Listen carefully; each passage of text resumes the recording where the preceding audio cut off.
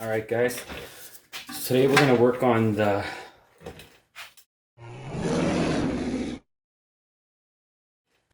brakes, the rear brakes on this Audi A4 B7. And we already disconnected the ebrake cable. So what we're going to do is remove the caliper, put new pads, rotors, new caliper on. And then we're going to take this inner fender liner off. Well, we'll probably do that first. We remove the inner fender liner first. All right, so let's just zap this inner fender liner out first. The inner fender liner is a T25.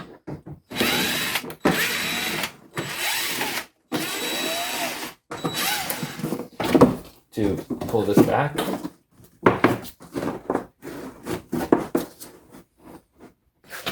I'll be removing this bolt here, and there's a nut on the other side, and this is a 21, and that'll remove the shock from its position. Same size wrench, 21, and there is just enough room to slide it through a hole to get this nut out. Okay. Keep all your stuff together, so washer, nut. The shock will now come out of its holder. It literally just sits inside here. And that's it. So now it's out. So now we'll take there's two nuts. Up in there, you'll see that there's two nuts on either side. Just kind of move this out of the way, and then we'll be able to move the shock out, and then we can get the rest of this fender liner out. With the Germans, everything has to be harder. Should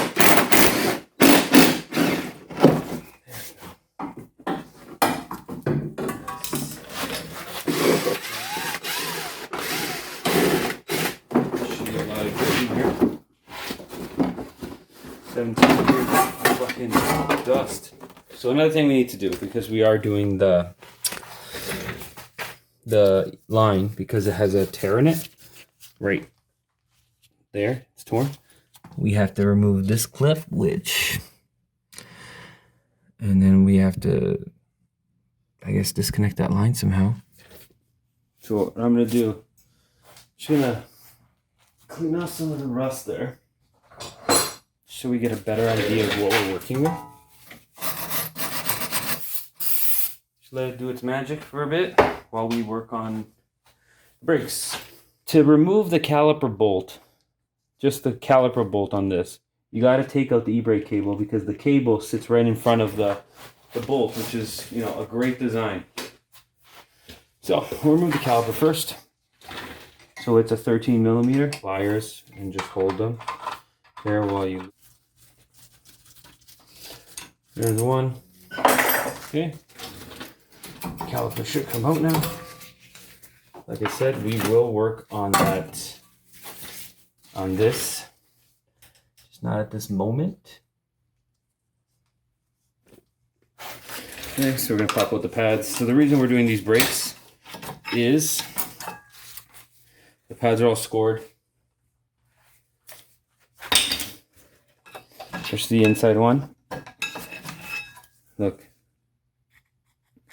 that's not wearing evenly, and the rotors are all spotted because the calipers were seized. So to remove the caliper bracket, it is a 8 millimeter Allen key. So here's the issue, is there is literally no room unless you take that shock out, because the bolt is underneath, behind the actual shock assembly. So you have to go from the top, unless there's like a special tool to get it out.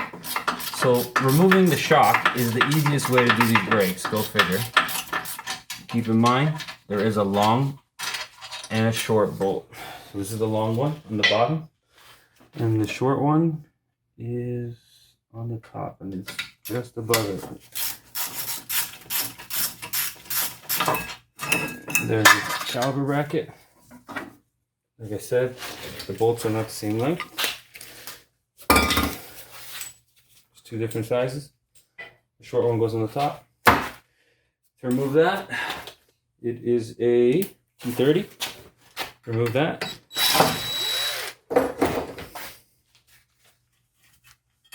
Okay.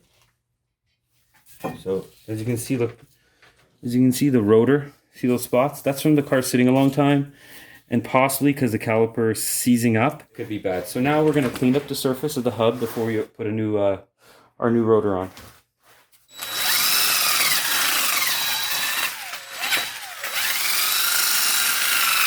Some penetrating fluid and a brush. You just want to clean that off. Okay.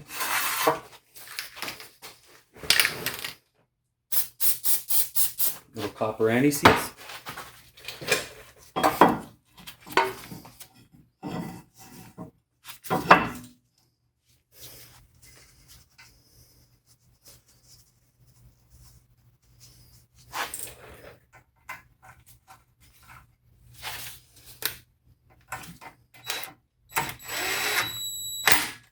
Need to be tight. Remove the sticker.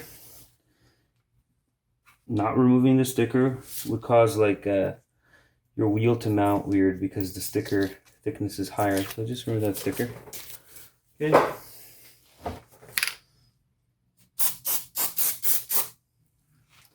Okay. Just like to get some copper anti-seize so I don't get any rust on my wheel and hub assembly. That's it. Okay. So the calipers come assembled, the new ones. So we're just going to disconnect this. Same thing, we're going to reconnect our bracket. The first thing we're going to do is put our, it comes with new clips. Get my synthetic grease. And I put any place where I don't want it to rust. So I don't want it to rust in between here because that's where those clips are going to go. So I put some of this here.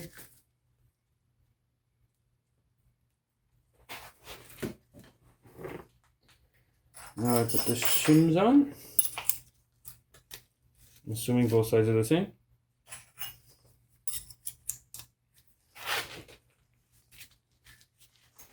Put that in there. Get our bolts.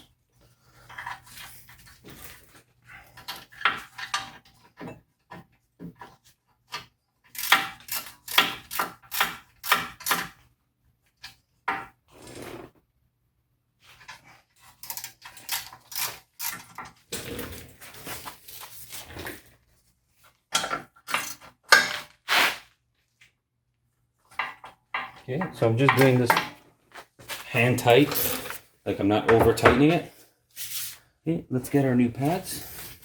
Okay, so same thing, contact points.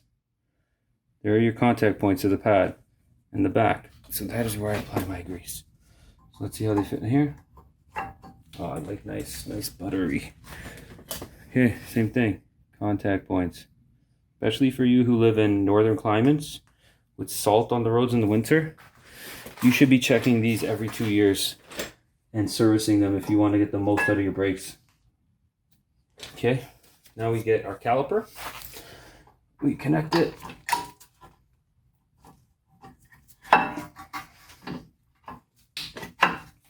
This caliper comes with new bolts. So does our kit. So which ones do I use? These shiny ones or these black ones? What do you guys think? Let's go with the shiny ones, huh? Let's go with these new ones.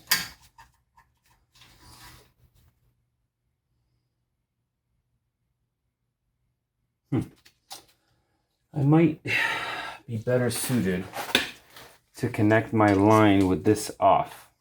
So let's say you're not replacing brake out, you're just doing your brakes. You would just put these two bolts back in, tighten them, get your ebrake cable. There's 3 bolts, 3 brackets that I disconnected also to make it easier. Slide this through here, all the way in, connect it, and then there's a clip, which I will show after I finish doing the rest of the work. So what you want to do is you want to have your new brake lines ready to go because brake fluid is going to spill. I'm going to have to top while I remove this. And I also recommend, if you're going to do this, get some brake line wrenches. Good ones. The good ones, the best ones are Snap-on. You can get cheapies, but if it's rusty, you're going to have problems. Like a good quality set is one of the best investments you could ever make. Okay, so lines out. It goes in here. Same idea.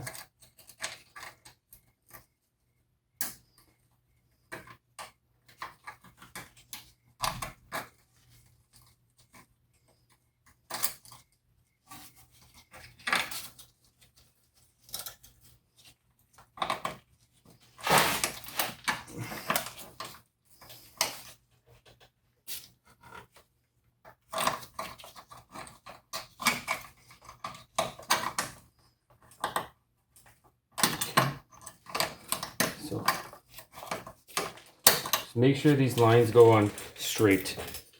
That is like most important thing. So let's make sure this moves. Okay, that moves freely. And you don't want to force it in. It should literally just go in easily.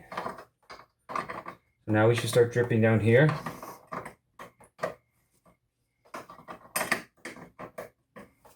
Remember to keep an eye on the front on your brake level, fluid level. After I tighten this, I will check the brake fluid level.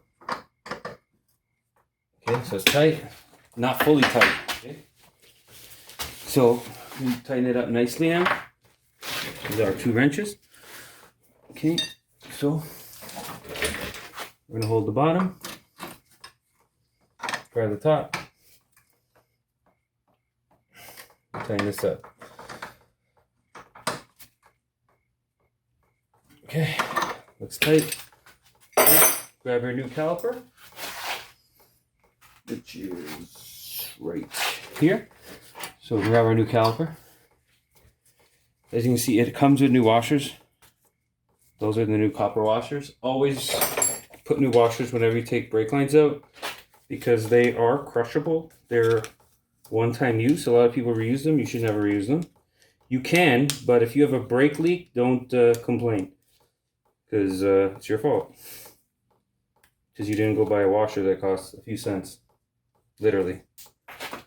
I'm pretty sure it costs a few cents.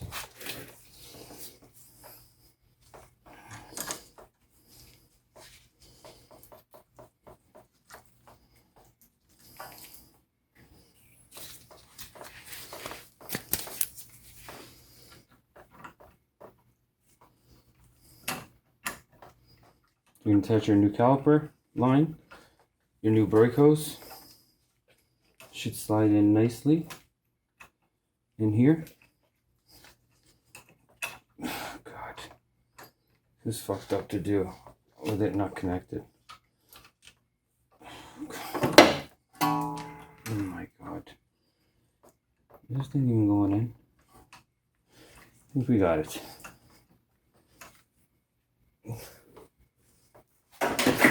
Do not tighten that with a gun.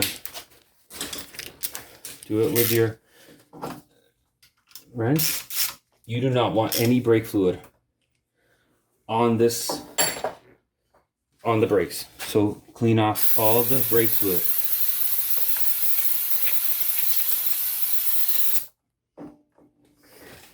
I'm even gonna get new gloves. Wipe everything down. Okay. I'm gonna put this in and then I'm gonna tighten it down to give myself a little more leverage. So let me get my gloves on so I don't get too dirty.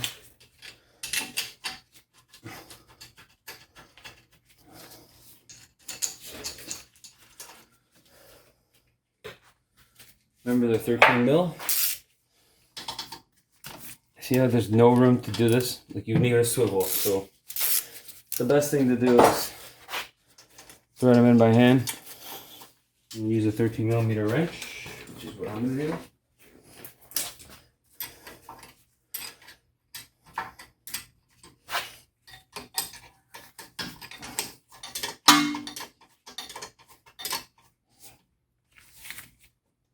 One,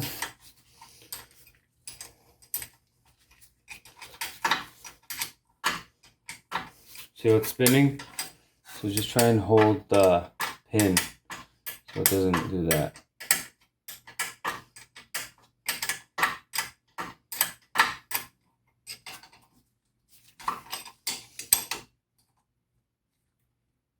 That's pretty tight.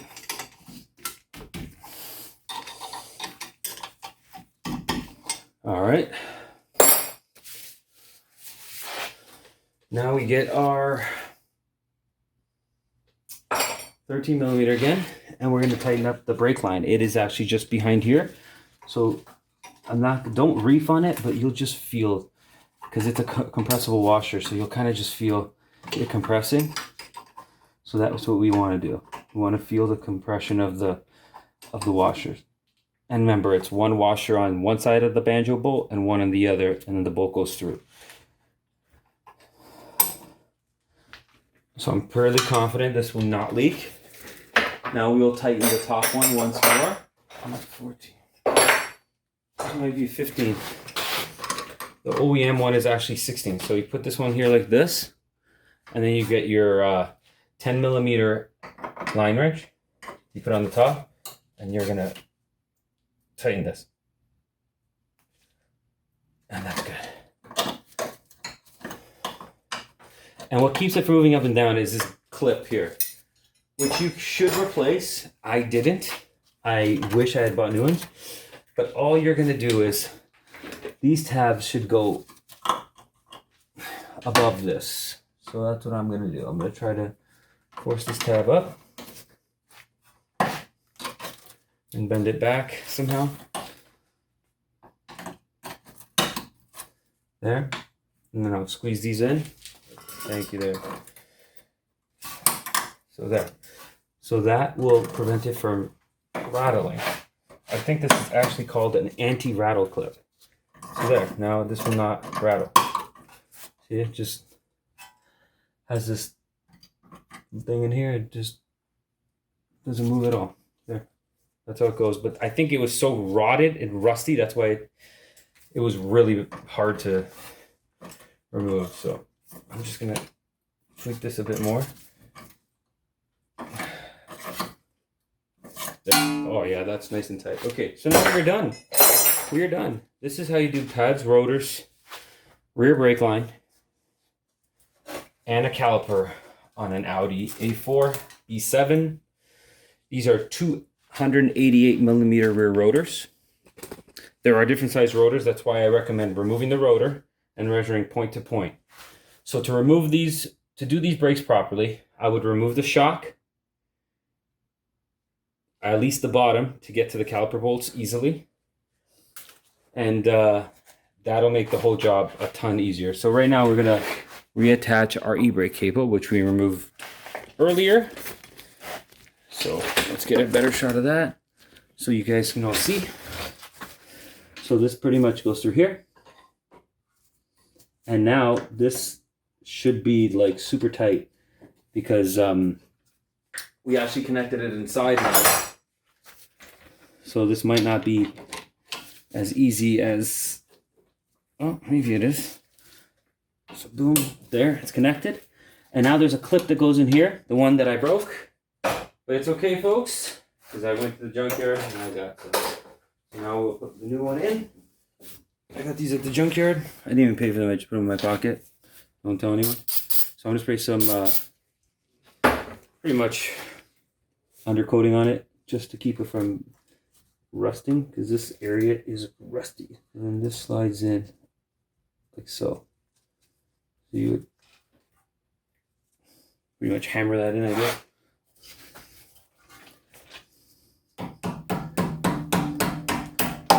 There. So now it's in.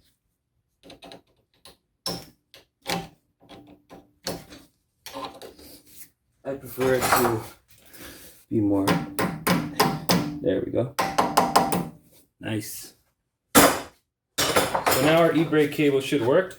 So when we depress the ebrake cable, it should come flying out. So now what we're going to do is bleed this caliper. So to bleed the caliper, because we know the line has fluid in it already, take the nipple off. top up your fluid once again. Oh, this is too loose. Oh. All right, let's just put this on here.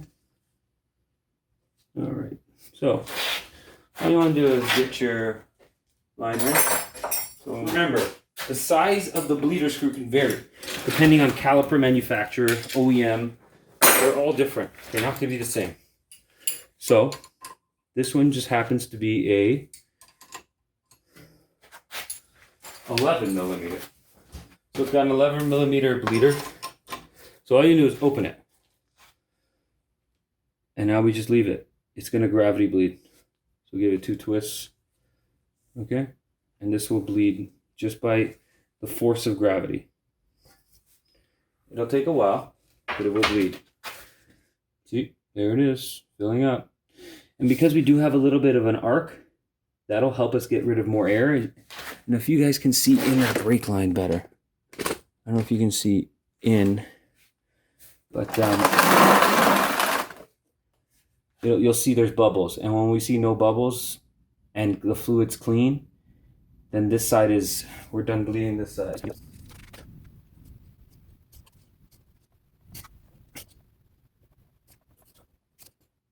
This is when you go get a water break.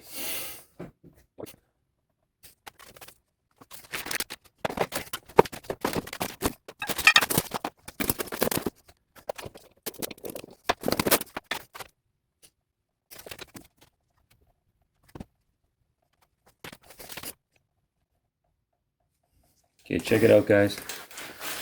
Okay, so if you look at the fluid, you're still getting some bubbles. So you can have a friend go in the car and with the bleeder tightened, pump up the brake until it's hard. And then you come out here and tell him to hold the brake down. And then you open the bleeder and let it all squirt out. And when that's done, you tell him, you tighten the bleeder screw. And then you tell him to depress the brake pedal again a few times until it's hard. Open the bleeder. And you can check brake bleeding procedures online. I never do that. All I do is gravity bleed. So as you can see right now, there's pretty much not a lot of bubbles coming out. So what I'll do is I'll tighten this. I'll go in the car. I'll pump the pedal myself until it's hard. Then I'll come back out here and open the bleeder again. So we're going to do that now.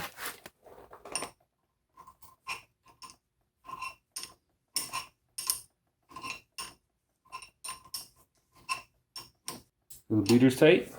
So what I'll do is I'll go in the car, and even with my hand, I'll just depress the pedal. What you are also checking for when you depress that brake pedal is if it's holding pressure, if it's hard. Because if it goes to the floor, then you're going to look for leaks in the areas where you replace parts. We have a nice firm pedal. So now I'll do it again. I'll release this. So you get this, and the fluid will flow out again. And we wait for it to have a nice steady flow.